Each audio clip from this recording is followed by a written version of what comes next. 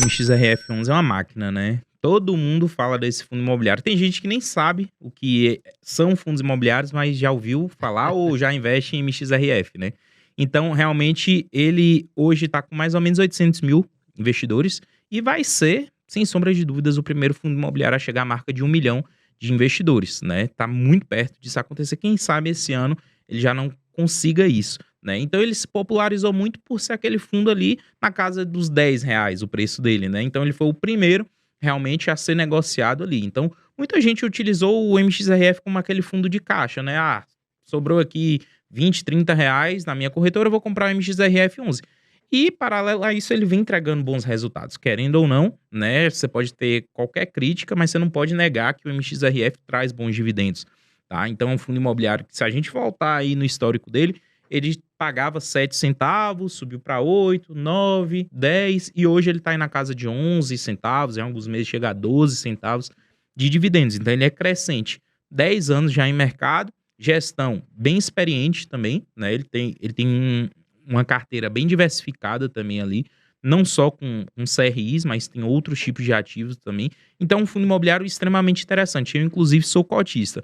Mas a grande questão realmente é o preço, tá? Então, cai mais uma vez naquela questão do PVP, do preço sobre o valor patrimonial, que o MXRF já está acima ali. E ali, quando acontece, como aconteceu recentemente a subscrição do fundo, o preço cai. Então, a gente pode ver aí, recentemente o MXRF chegou até R$ 11, o preço dele de cota, veio uma subscrição a R$ 10,30 mais ou menos, né? E o preço dele caiu para R$ 10,60, R$ 10,70, né? Então, quem chegou a comprar R$ 11 teve uma perca por causa disso. Então, muito cuidado ao comprar um fundo imobiliário, por melhor que seja, acima do que vale, né? Então, a gente tem outras grandes opções de fundos de papel, como eu citei aqui, o IRDM11, que ainda está abaixo do valor patrimonial, que é tão bom ou até melhor do que o próprio MXRF, mas sim, é um bom fundo, desde que comprado da maneira certa.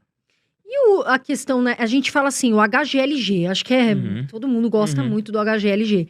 Nesse valor que tá acima de 1. E o KNRI, não sei se tá um pouco abaixo do valor ou se já chegou no preço justo.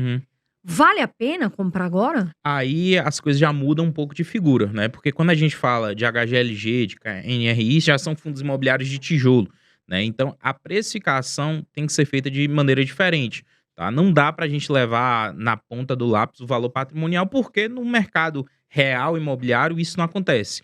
O HGLG não faz venda de ativo pelo valor patrimonial, muito pelo contrário. Se a gente pegar as últimas vendas dele, é 20, 30, 40% em cima do último laudo de avaliação dos imóveis, tá? Então, utilizar PVP para fundo de tijolo é um erro.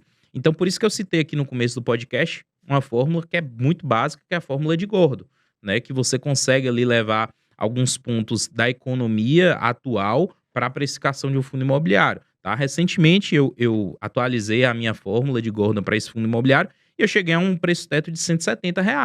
Tá? Então, mas é uma fórmula que você leva em consideração algumas coisas pessoais ali da sua vivência como investidor. Que você acredita que vai acontecer, né? E eu cheguei a um preço teto de R$ 170 para mim, para HGLG11. Então, com a Selic em 13,75, da maneira que estão as coisas hoje, eu aceito pagar até R$ 170 por esse fundo imobiliário. Quanto está hoje? Você tem de cabeça? Hoje ele estava... Ontem eu vi ele mais ou menos 162, 163. Tem ali uns 10%, vamos colocar. Tem. Segundo a fórmula que você acredita, 10%. KNRI vale. Tá valendo. O KNRI, pela última vez que eu fiz, foi 159. Ele chegou a uns 160 agora. Tá? Então, é um fundo imobiliário. O KNRI... Tem 2 fundos imobiliários atualmente de tijolo que eu não tô comprando mais. Que é o KNRI, que já passou do meu preço teto. E para ele tava 1,59, ele já tinha passado de 160. Se valorizou muito, né? Se valorizou muito. Então, com a Selic em 13,75, é o preço teto para ele que eu pago, é esse.